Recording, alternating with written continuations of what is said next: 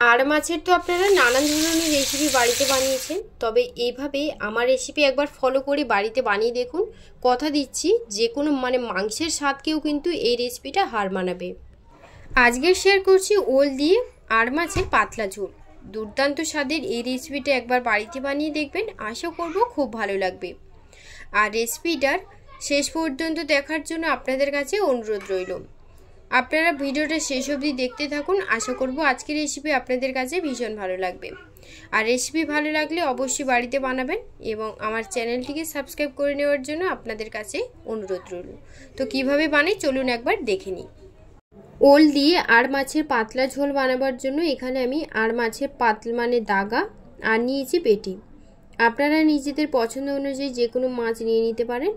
এটা কিন্তু যে কোনো মাছ দিয়েও কিন্তু রান্না করে যায়, তবে এই আর মাছের পেটি কিংবা দাগা দিয়ে কিন্তু রান্নাটা ভীষণ ভালো হয়, বিশেষ করে ওল দিয়ে। তো দেখুন এখন মাছের মধ্যে আমি লবণ আর হলুদের গুঁড়ো আর সামান্য পরিমাণে ঝাল লঙ্কার গুঁড়ো দিয়ে দেব। দেওয়ার পর সব কিছু একটু খুব ভালো করে মেখে নেব। তো দেখুন সব কিছু খুব ভালো করে মাখা হয়ে গেছে। এখন এই মাছটা ভাজার জন্য আমি ফ্রাইং প্যানে বেশ কিছুটা পরিমাণে তেল দিয়ে দিয়েছি।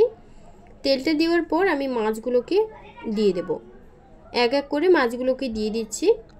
আর এই মাছটা কিন্তু ভাজার পর তেলে যখন দেবেন তখন কিন্তু মাছটা ভীষণ তেল ছিটকোতে থাকে, তো তার জন্য কিন্তু খুব সাবধানে মাছটাকে ভাজতে হবে। তো এই যে দেখুন পরপর করে আমি সব মাছগুলোকে আমি এক এক করে দিয়ে দিলাম। তো দিয়ে দিলাম, দেওয়ার পর মাছগুলোকে আমি মিডিয়াম টু হাই আঁচে 2 থেকে 3 মিনিটের মতন এক পিঠ খুব ভালো করে ভেজে নেব। আর এই সময় কিন্তু আপনারা চাইলে ঢাকাও দিয়ে দিতে পারেন, কারণ মাছগুলো কিন্তু ভীষণ ছিটকোয়। যেহেতু পেটি মাছ আছে তার জন্য কিন্তু তেল ছিটকোতে থাকে। তো দেখুন এক পিঠ খুব ভালো করে আমার ভাজা হয়ে গেছে মাছগুলো।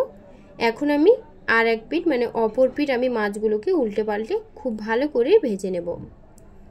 তো দেখুন এই যে আমি সব মাছগুলো একদম এক পিঠ লাল লাল করে ভেজে নিয়েছি। আর অপর পিঠটা আমি উল্টে দিই সেমভাবে 2 থেকে 3 মিনিটের জন্য মাছটাকে খুব ভালো করে ভেজে নিচ্ছি।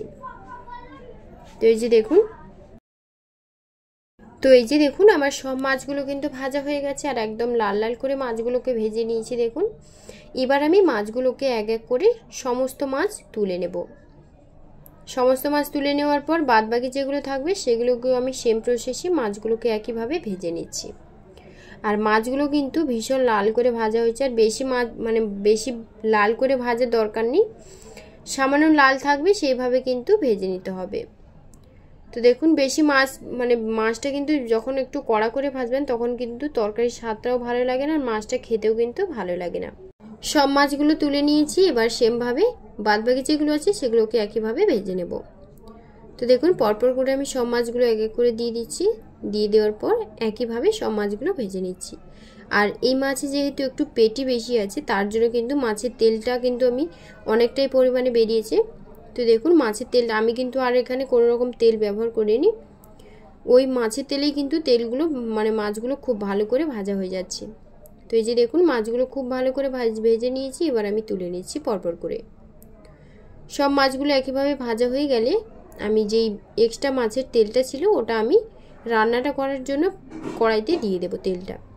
তারপর কালো জিরে আর শুকনো লঙ্কা আর তেজপাতা দিয়ে দিলাম ফোড়ন হিসেবে দিয়ে দেওয়ার পর ভালো করে একটু ভেজে নিয়েছি। আর তারপর একটু সুন্দর গন্ধ বের হলে ফোড়ন থেকে আমি দিয়ে দেব টমেটো, আর দিয়ে দিচ্ছি 2টো মিডিয়াম সাইজের পেঁয়াজ কুচি। পেঁয়াজটা কিন্তু এই রান্নার জন্য পেঁয়াজটা একটু বেশি পরিমাণে দিতে হয়, তো তার জন্য আমি একটু বেশি পরিমাণে দিলাম। আর দিয়েছি 1 চা চামচ পরিমাণে রসুন বাটা। আর এখানে কিন্তু আমি আদা বাটাটা একটু পরে দেব, কারণ আদা বাটার টেস্টটা কিন্তু এই রান্নার স্বাদটা সম্পূর্ণ আলাদা করবে। আপনারা চাইলে এখনই দিতে পারেন। এরপর টমেটোটাকে একটু গলিয়ে নেওয়ার জন্য সামান্য লবণও দিয়ে দিলাম, আর দিয়ে দেব পরিমাণ মতন হলুদের গুঁড়ো। তো দেখুন হলুদের গুঁড়োটা দিয়ে দিলাম। এবার সব কিছু একটু খুব ভালো করে মিশিয়ে নেব। মিশিয়ে নিয়ে টমেটোটাকে কিন্তু একদম ভালো করে নরম করে গলিয়ে নেব। তো এই যে ভালো করে মিশিয়ে নিচ্ছে, আর এই সময় কিন্তু ফ্লেমটাকে অবশ্যই মিডিয়ামে রাখতে হবে। আর লো ফ্লেমে কিন্তু কিংবা হাই ফ্লেমে কিন্তু রাখলে কিন্তু টমেটোটা পুড়ে যেতে পারে, আর লো ফ্লেমে রাখলে টমেটোটা একটু সেদ্ধ হতে সময় লাগে। তো দেখুন একটু মিডিয়াম ফ্লেমে রাখলে টমেটোটা তাড়াতাড়ি সেদ্ধ হয়ে যায়, রান্নাটাও কিন্তু জলদি হয়ে যায়। তো 2 থেকে 3 মিনিটের মধ্যে আমি রেখে দিয়েছিলাম। এখন আমি পরিমাণ মতন জল মানে 1 কাপের মতন জল দিয়েছি। দেওয়ার পর আমি এখানে কিছু মশলা দেব। তার জন্য 1 চামচ ঝাল লঙ্কার গুঁড়ো আর 1 চামচ জিরের গুঁড়ো আর হাফ চামচ ধনের গুঁড়ো দিয়ে দেব। আর এরপর আমি এখানে দিয়ে দিলাম হাফ চামচের মতন আদা বাটা। দেওয়ার পর সব কিছু এখন খুব ভালো করে মিশিয়ে নেব। তো দেখুন আমি সব কিছু একটু খুব ভালো করে মিশিয়ে মশলাটাকে কষিয়ে নিচ্ছি।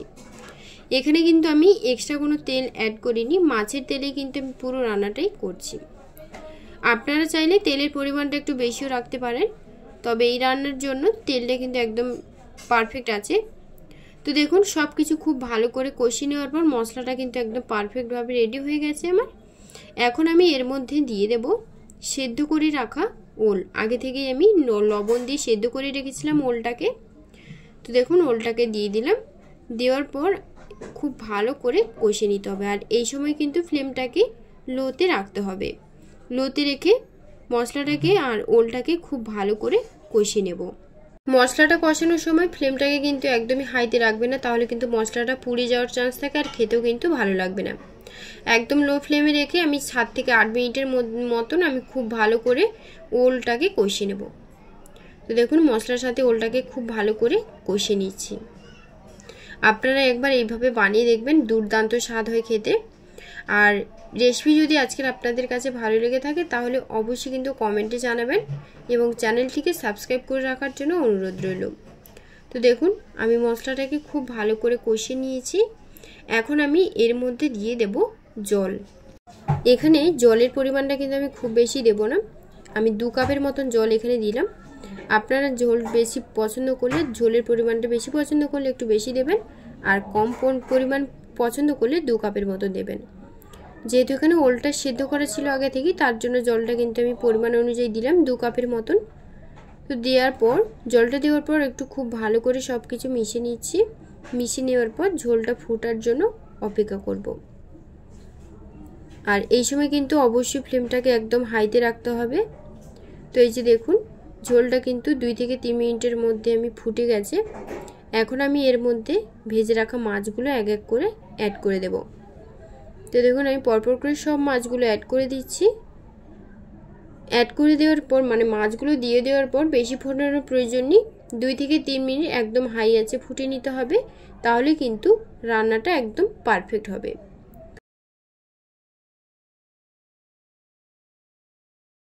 আর এখানে যদি মাছের এক্সট্রা তেলটা থাকে সেটাও কিন্তু ভেজে দেবেন, তাহলে কিন্তু তরকারির স্বাদটা আরও ভালো লাগবে। তো মাছটা দেওয়ার পর আবার একটু ভালো করে সব কিছু মিশিয়ে নিচ্ছি। মিশিয়ে নেওয়ার পর একদম হাই আঁচে 2 থেকে 3 মিনিট খুব ভালো করে ফুটিয়ে নেব। আর যেহেতু এখানে ওলটা সেদ্ধ করা আছে তার জন্য আমি আর ঢাকা দেব না, তবে আপনারা চাইলে ঢাকা দিতে পারেন। তো দেখুন ঝোলটা কিন্তু খুব ভালো করে ফুটতে শুরু করেছে। এখন আমি 2 থেকে 3 মিনিটের মতন ঝোলটাকে ফোটার জন্য রেখে দেব।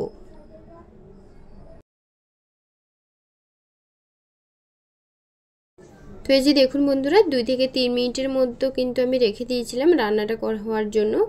আর 2 থেকে 3 মিনিট পর দেখুন রান্নাটা কিন্তু আমার প্রায় কমপ্লিট। তো এখন দেখুন ওলগুলো কিন্তু একদম যেটুকু ছিল সেদ্ধ হওয়া তার থেকে কিন্তু আরও ভালোভাবে সেদ্ধ হয়ে গেছে। আর রান্নার কালারটা দেখুন কত সুন্দর লাগছে দেখতে, আর খেতেও কিন্তু দুর্দান্ত স্বাদ হয়। আপনারা অবশ্যই একবার এইভাবে বাড়িতে বানিয়ে দেখবেন, দুর্দান্ত লাগে খেতে। তো এখন আমি গ্যাসটা অফ করে দিয়েছি। আর অফ করে দেওয়ার পর দেখুন দেখতে কতটা সুন্দর লেগেছে।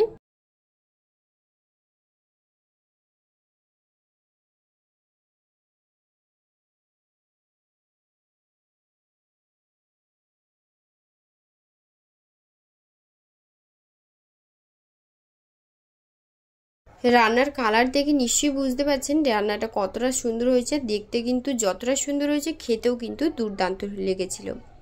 তো বন্ধুরা আজকের রেসিপি আপনাদের কাছে কেমন লাগলো কমেন্টে জানাতে কিন্তু ভুলবেন না। আর পরবর্তী ভিডিওগুলো সবার আগে দেখার জন্য অবশ্যই কিন্তু মলি কিচেন চ্যানেলটিকে সাবস্ক্রাইব করে রাখবেন, সাথে বেল বাটনটি প্রেস করতে কিন্তু একদমই ভুলবেন না। এবং যখনই কোনো নিত্য নতুন রেসিপিগুলো শেয়ার করব আপনাদের কাছে খুব সহজে পৌঁছে যাবে। তো তাহলে বন্ধুরা সবাই খুব ভালো থাকবেন, সুস্থ থাকবেন। ধন্যবাদ।